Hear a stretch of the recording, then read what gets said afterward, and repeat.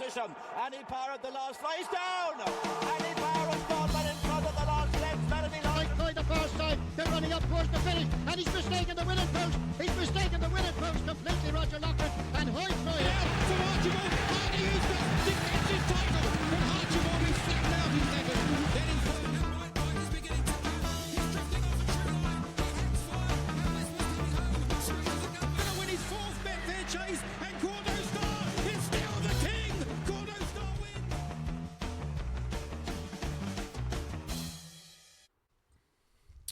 Hello and welcome to another episode of Tailed Off, episode number 25. As a reminder, this is a no-holds-barred podcast that dives headfirst into the wonderfully weird world of horse racing. I'm joined with a good mate, El. How you doing, El? You good? I'm good, mate. Holding down the fort on my own today. Yeah. And if you missed last week's, Duncan's going to be dipping in and out over the next few months, so stuck with us too. But yeah, part-timer. Absolute slacker. No, all good. He's got some things he's working on. Yeah, so we'll do the usual agenda, and today we'll be doing a deep dive into the Racing League, which has been going on for a couple of weeks now, but Elle's doing a nice little trip to Windsor tomorrow, so we thought we'd do a deep dive to sort of explain what it's about. It's only been going for a few years, so we'll cover that. So stay tuned to listen to that a bit later on, but then we'll cover, before then, a TrainersInForm update, see how Callout's getting on, and then we've got the old news and Anorak corner. So let's get into TrainersInForm. We didn't have one last week, but we had a little tip you put up this week. How did it go? Not great. Loaded question. It's been a difficult one because for whatever reason, sometimes, as I've said, you go through runs where you just have loads in a week, and then you can go through. I won't just force it if I don't think there's one worth putting up. I won't. And as I've mentioned before, try and do this filtering thing where I can't just put them all up because some of them are so rogue. But this one last week was pretty rogue, but the trainer was, I think, one winner from 2 runs. So I thought that's the sort of thing we're looking for. So I just chanced it. That was Shazani at Leicester.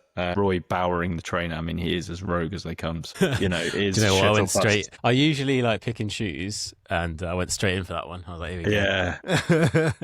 So that knocked us back 2 points, but we're still up at 54.08 from 61 selections since we started. So, you know, I think that's still pretty good going. What's annoying is another one slipped through the net this week on Tuesday, yesterday, literally. But it was even more rogue. I mean, Karen Jewell was a trainer again. Good luck trying to follow her. She had 2 on the day. One was backed, came nowhere. The one that drifted out to 33 to 1 won, and I couldn't believe it. And I thought, I was 50-50 about putting it up, but because its problem is once you've had a loser, you're like, I don't want to keep putting up losers. Yeah. So we might save those for the premium tipping service. Yeah. Okay. Stay tuned. But I know, but what's good is it proves the model. Yeah. I've just got to put the right ones up now. I mean, it's a higher risk, high reward strategy, isn't it? Exactly. At the end of the day, you know, and I've seen tipsters boasting about kind of single figure points profit, maybe 12, 15 points profit. They're boasting about, you know, we've got over 50 points in profit. So, yeah, we're miles ahead, but you're going to go 10 to 15 losers and then you get a 25 to 1, 33 to 1 winner, then you're back in front. That's how it works. Exactly. Yeah, exactly. But saying that, we haven't had a lot of losses, to be fair. Yeah. Is there anything, because obviously now you've been tracking this a bit more closely, is there anything that you sort of would change based on what you've seen so far over the last, well, we started in January, obviously, but yeah, I think I have refined it because I think I was putting them all up more to start with, because obviously once we literally had a couple of quick fire successes, I probably got a bit ahead of myself. And I think, as I've said before, I've let a lot of shit go through the net, which I could have put up and our profit would have been worse. So I'm trying to be more selective, because just because they're a trainer in form, they meet the criteria, doesn't mean that horse is definitely going to win. And sometimes you have bad luck stories, but I think now that we've got this far, and we haven't had many selections in the last couple of weeks, so I probably will let a few just go for it if anyone's still following us. Well, if they're not, then they're not. You know, they're not in it for the as soon as we have a big winner, they'll be all come crawling back. Oh yeah, that's what always happens. All right, cool. Well, we'll keep that going. So let's have a little look at Callout. So I've got a little clip that I'll post up now to show Callout doing a little training session.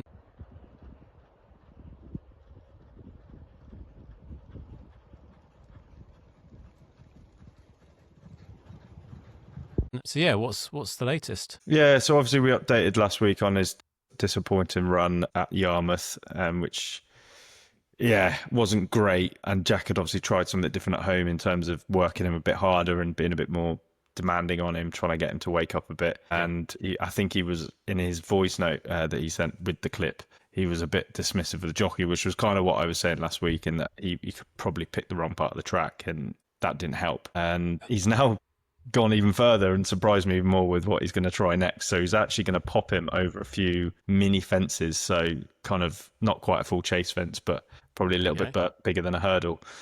I know he hasn't got any of them, so I don't know where he's going to go to get them. And Newmarket's predominantly a flat-paced training centre, so but there are a few jump trainers in Newmarket, so I'm sure he'll borrow a few fences. He'd just be jumping field to field, I think.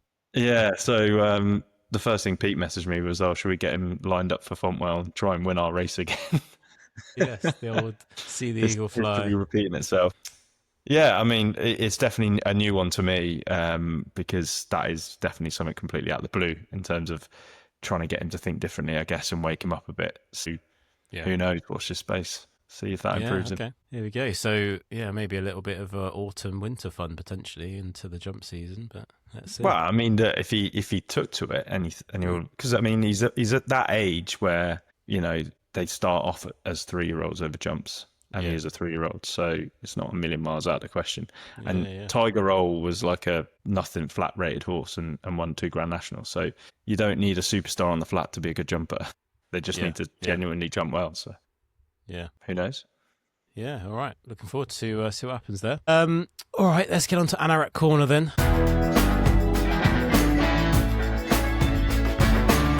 So, yeah, we mentioned that Shergar Cup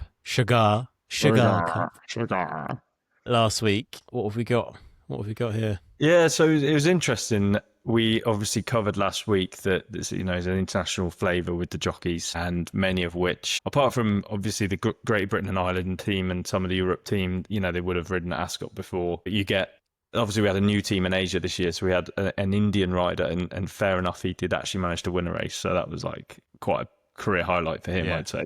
Suraj Naradu. There were definitely, I don't take a massive interest in it, but I've definitely seen in some of its earlier iterations, it's commanded the best sort of world international jockeys. And I think for whatever reason, there's a lot of, there's a lot more international racing these days. Maybe it doesn't quite have the standard it used to. I mean, I found out they put them, they fly in business class plus a partner and put them up in a 5-star hotel for 4 nights. And, they do lay it on to try and entice them to come over. Fair.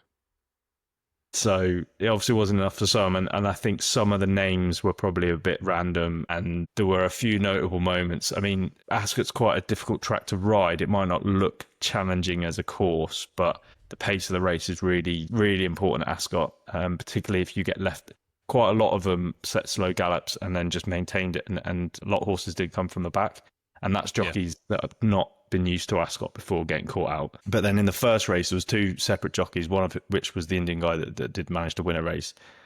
So slow to remove the blindfolds so sometimes a horse will wear a blindfold to make sure it goes into the stalls okay. And then as the stalls open, the jockey's job is to get it obviously off. In one race, a blindfold came off too early, and the horse then anticipated the start too early and hit the gate and then rocked back and then missed the start. On this particular occasion, the first race, this Indian guy, Suraj Naradu, he whipped it off so late that the horse lost too many lengths at the start. And then he was quoted afterwards saying that when he rides in India, there's actually handlers in the stalls that do it for you.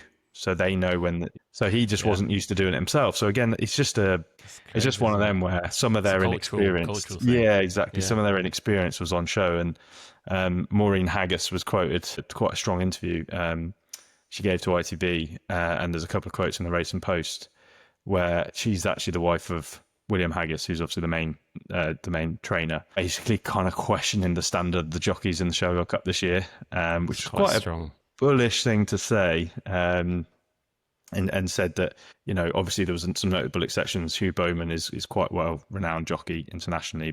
Obviously some of the names she just sort of said weren't up to scratch, and I think some of the trainers, because the problem is the trainer just puts the horse into the race. They don't necessarily know who's going to ride them. They all get allocated based on their rating and stuff like that. There's a bit of an algorithm goes behind it. So if they've really fancied their horse, and then some random jockey from some far-flung country comes over and butchers a ride on it. It's true, yeah. It's probably just quite annoying. a big disappointment, isn't it? Yeah. So yeah, it's quite unusual for a racing person to sort of be that strong about a competition, which is generally regarded as a good thing. So that certainly caught my eye this week. Would this be seen as like, I was just thinking, would it like, I've got cricket on the mind, so I was like watching a bit of franchise cricket. 100, sorry, is going on. Is this like a franchise type sort of cup, would you say? Like turning into that, like where they're trying to get, some of the bigger jockeys over and bigger representation? I mean, we're obviously going to talk about the racing league. I guess this was kind of a precursor to that in that it was pretty much the first of its kind team sport style race day. The racing league has come since, and I do wonder whether there's grounds for. It's not really taken off the team concept in the sport, but given as you say, the advance of the IPL, the 100 in cricket, and other sports. I mean, even football's becoming a little bit more kind of manufactured in the way that they're trying to, like the Club World Cup and different teams and different competitions. I wouldn't be surprised if they were able to invent an international racing franchise type league where you just had teams and jockeys that raced in England, Ireland, France, America, Australia, and that sort of things. Maybe that could happen one day. Yeah. Nice. Maybe we can create one. Needs to get some backing. Tailed off team. Tailed off franchise. All right, cool. Yeah, interesting. Let's get on to the final bit then. Billy the Kid. Who's Billy? So Billy is Billy Loughnane. And I think Duncan's a big fan of him. You would have heard him talk about him previously on podcast. He's the son of Mark Loughnane, the trainer. And he's just been going from strength to strength as a jockey. So still really young, pretty much, but still a kid, to be honest. How old is? Well, I'd say he's still a teenager. I don't know exact age he is, but he's very young. And one thing that you'll always hear, I mean, George Wood literally said it when we had him on the podcast, that he said you can race through your claim too quickly, and that's one thing that set his career back, because we've explained before that claimers start off with 10, then they go down to 7, 5 and 3, and that's the amount of weight they can take off because of their inexperience. And if once trainers are pretty savvy, once they realise that a jockey is riding way above his inexperience claim, then that's kind of free weight to take off a horse. So all the big handicaps, the big valuable handicaps, the big sprints and stuff, they will all be vying over these kind of hot up and coming claimers, because let's say they're taking £5 off, it's a bit of a freebie if they can ride as good as any other jockey. And what tends to happen is they'll all be in demand, picking up rides for random stables just because that stable wants to win a big race. Then once they've gone through that they're not seen as valuable anymore because they're just in the mix with all the pros. Then because they're not like fully attached to one stable, because they've literally been just offering themselves out to anyone, then there's a danger that they, like happened to George Wood, they can sort of go into the background, because then they're all obsessed about whoever the next bunch of up and comers are, until eventually there's only kind of the group ones and stuff.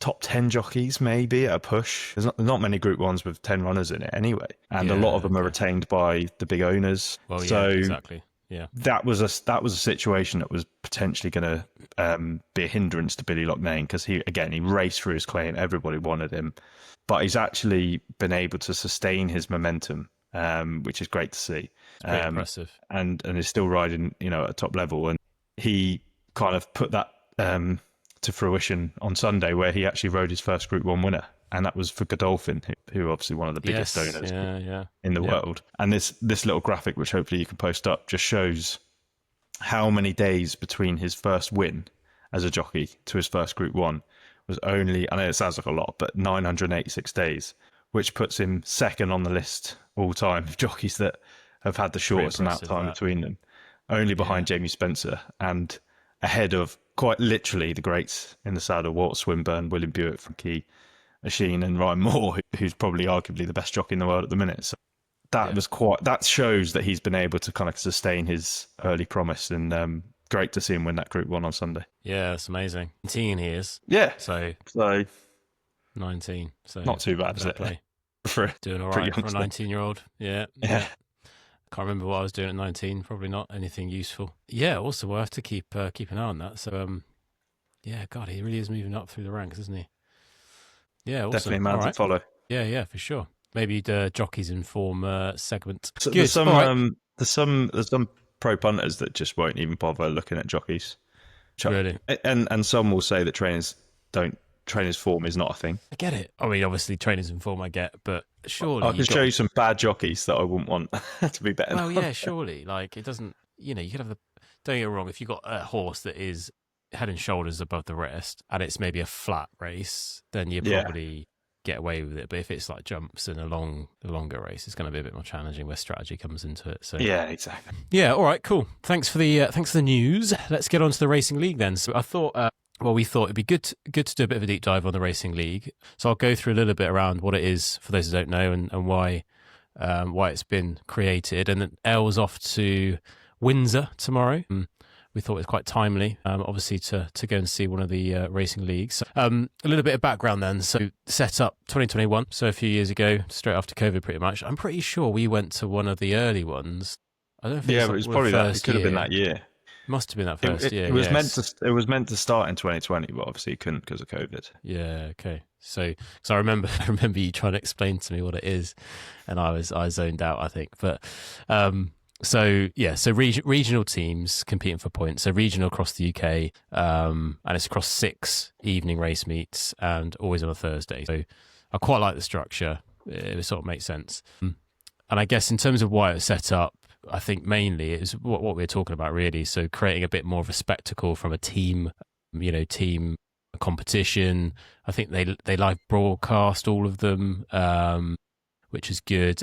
I think when we've done Windsor, for example, they do create a bit of a festival style sort of approach, with music and stuff. So I think they're trying to engage a wider range of fans, which I think is really good for the sport. So, and I think the prize money is a bit higher as well. So, better returns for the trainers, for the jockeys. Obviously, speaking to George a few weeks ago, I think that's always encouraging. So I think it's a really good format. And obviously what we're talking about with the Shergar Cup. So I think it's building on from that. So, so as I said, regional teams, we've got teams across, I'll post up a little graphic. You can see the teams across the UK. So you've got Ireland, London and South. You've got Scotland, the East, the North, Wales and the West. And then you've got Yorkshire. They're the 7 regional teams. And then maybe, El, if you got any thoughts in terms of, the points format, things like that. Yeah, so the Racing League was a concept commissioned by this guy, Jeremy Ray, and he told. I remember hearing him telling the story about how he was in a sports bar in London and watching basically multiple screens on the TV. I think there was a random, you've obviously got football and there might have been American sports on as well and stuff. And it's obviously come around at a similar time as we've been discussing with the IPL and the 100 and how other sports have branched out into slightly different versions of themselves. And I think his kind of brainwave was that if you're just watching a random race on a random day, you see a set of colours, there's some trainers and some jockeys, you don't even know who the owners are necessarily. He said for the lay person, it was hard for them to identify, be engaged. I think he was supporting something. Exactly. Not just, yeah. So you could watch a sport that maybe you're not as kind of familiar with, but you understand the team concept and, they have the team colours and there's a badge and there's a mascot and there's kind of, do you know what I mean? There's a bit of a... Something to get behind, yep. Exactly. So whereas I think he felt that racing being pretty much very individual, whether it be the jockey or the trainer or the owner, obviously if you're mad into it as a punter, you kind of leap past all of that. But just to get people into it, I think he felt that there was a real space for a team concept. And when obviously you've just kind of gone through the teams there, which have now gone to a regional. I mean, the first year was mental. They basically, I think he had real big ambitions for it, and I think he felt like, how like the F1 is kind of backed by big companies, and a lot of them are manufacturers. Or like cycling would be a good example where you'd have a Team Sky, for example. How many years ago you'd have been like, what have they got to do with cycling? Or who's the is it Movistar, the Telefonica brand? You just kind of. They basically fund a team and get behind it. And just backed by big corporates, basically. Exactly. So that's how it started. So they had like Team TalkSport and Team Odds Bible. And, there was a few kind of random teams that were, some were bookies and that sort of thing. But they didn't actually manage to fill all of the sponsorships. And right, okay. I think if that concept had taken off, I think that could have worked well because is a good crossover. So like TalkSport, for example, them bigging it up on their radio station, and Odds Bible, and it could have been, or Lad Bible could have been, or Yeah. do you know what I mean? If there'd been if there'd been other kind of like completely separate to horse racing backers, followers of whoever it is, would have had then a sort of crossover into horse racing, but they just didn't really get the support for all the teams, and it's a bit embarrassing if you don't have a team with a name or a backer or So how many teams was it originally then? 12 teams originally. 12 teams, okay. So gone down from 12 to 7, yeah. And one of the earlier criticisms of it was that there wasn't a fair representation of all the trainers. So basically, because there were more teams, there was less space in each team, and a lot of sort of the lower level trainers felt like they were being ostracized and they didn't have a chance to compete. And as you say, the prize money is significantly better. Because there are a few class 2s throughout the program, but a lot of the races are just pretty bog standard class 4s, and they'll go for kind of 16 grand or something, whereas your average class 4 on a Windsor on a midweek will be more like three and 3.5 grand to the winner. Well, yeah. So the overall prize money across the whole league is around 2 mil now. Yeah. So distributed across, I think, obviously the different results, and then you got the winning team at the end, and I think you also get additional bonuses for the actual winners as well on top of that. Yeah, they get more money as well. I think it's probably makes more sense. I mean, the regions are a bit mad. You talk about the Shergar Cup, where you've got like Europe, rest of the world, Asia. It's crazy. Yeah, I was just looking at the map. I was like, I feel sorry for the northeast. I think that might be Yorkshire. Yeah, you got Yorkshire, but there's on his own so many trainers in Yorkshire that it kind of probably just works. Yeah. Okay. It does seem a bit weird the way they've cut it up. And then you've got Ireland, but you've got, like last year, George Bowie, who I don't know what his connection is to Ireland, but he was training for them, and they won it last year. And it's kind of like, well, I feel like you're just sort of, is it meant to be where they're from? Yeah, I was just going to wonder that. Is it just whoever you pick, you're racing for that team? A bit like franchise cricket, like we were obviously, in theory, they should be training in the area that their team is. So Scotland and Ireland makes more sense. But you do have Irish trainers that are just based over here. And I think if they just restricted it to just Irish-based trainers, that's quite a long way to travel for like Wolverhampton on a Thursday. So it probably makes more sense to split it this way. And they've now opened it up to kind of all trainers. So they just have to kind of register before a certain time. And then you have to have a horse good enough to be able to get into the races as well. Yep. Okay. So it needs to meet a certain standard. Yeah. Exactly. So they all have team managers. So like Matt Chapman's one of them, Kevin Blake, who's quite a big pundit on ITV. He obviously is Irish manager, and so that adds a bit of colour to it. But yeah, nice. I would say that it's good for the sport in that the money's great and it's something different. And selfishly, Windsor on a Thursday is better than Windsor on a Monday. But Windsor on a Monday was just the best and the worst idea. Tuesday mornings weren't so good. Tuesday mornings weren't so good. But I would just say it's probably struggled to take off, because what are we now in the 4th year? Yeah. They've definitely made gradual improvements. And one of the challenges as well was you're drawing from, we spoke about the fixture list last year where they only dropped 2 fixtures out of the whole calendar year. This was a new invention, and it's drawing on horse. And the Shergar Cup was only last weekend. You're drawing from very similar pools of horses. And when they first started it, they were putting it on days where there were big meetings. So let's say York, for example, is next week. There was also Doncaster later on in the year. That clashed with one of their meetings. So all the jockeys that they wanted were stuck at bigger meetings. So they moved that sort of stuff around a little bit to try and help. Yeah, but I mean, one thing that will tell you about how well it's going is I was looking at tickets for tomorrow and they were 15 quid, which is dirt cheap. And there wasn't like, that's the entry level. That's just the price you get just everywhere. Have you got music and stuff after the racing? No, they don't. But I think they have like the first year I went, they had a DJ going like throughout the whole thing. When I went last year, that didn't seem to be the same thing. But I just saw on Twitter that they were giving away tickets, so you could order up to 6. So I mean, it kind of sort of getting to the point where they can't even give it away. I was sort of looking at racing, because obviously not everyone can go to the races, so I was actually going to try and find the viewing figures, so maybe I'll try and do that and add that. But yeah, I mean, just to clarify the format then, because so you've got 7 races. Each team can field 2 runners per race, and then first to 10th you get a number of points. Most number of points through those 7 races wins. Basically, that's quite simple. 100 points for a win, down to 1 point for 10th place. The thing I quite like is this Joker card you can play, which I quite like. So each team manager can play a Joker in 2 of the 42 races, doubling the points scored by their team's runner in that race, which I think is quite a cool little thing. Because obviously, if you think you're dead cert for a race, you play your Joker card, I guess, and double your points. So I thought that was quite interesting. And then so we're week 4, aren't we, at the moment? So Windsor's tomorrow, and then we've only got literally halfway through at the minute. They've got Newcastle and Southall. So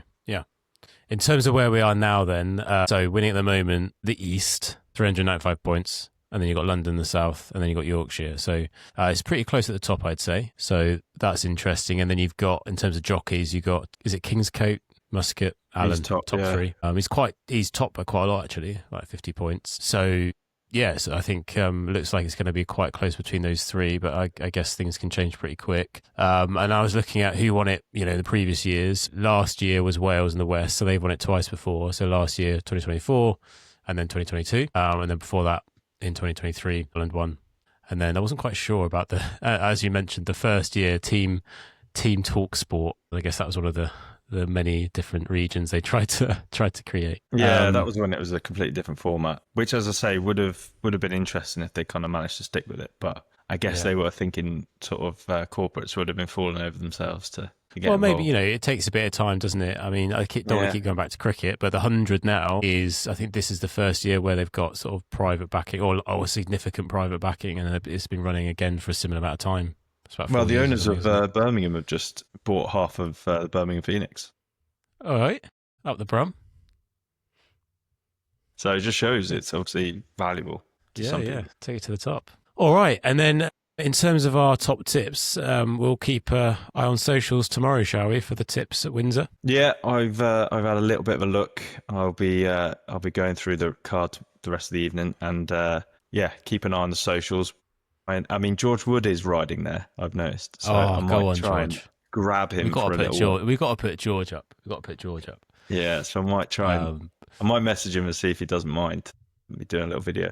Yeah, but, go on. Irrespective of that, I will put up my tips, and it's up to you whether you follow them. All I will say is Windsor is Elliot's playground. He does very well there. It's his home race course, I'd say. Yeah. So do with that what you will. Right, that's everything. So thanks El for your insights as always. That's a wrap. And thanks guys for tuning in, whether you're watching or listening. Let us know if you like these podcasts. If you like them, please share and drop us your questions as well if you've got any. So drop us your questions on social media, tailedoffpod@gmail.com, and then you can watch us on YouTube and listen to us on Apple and Spotify. So cheers guys, have a good rest of the week. Until next time, have fun out there, race hard, race smart, and try not to be tailed off. Cheers guys. Cheers. Position, and he powered the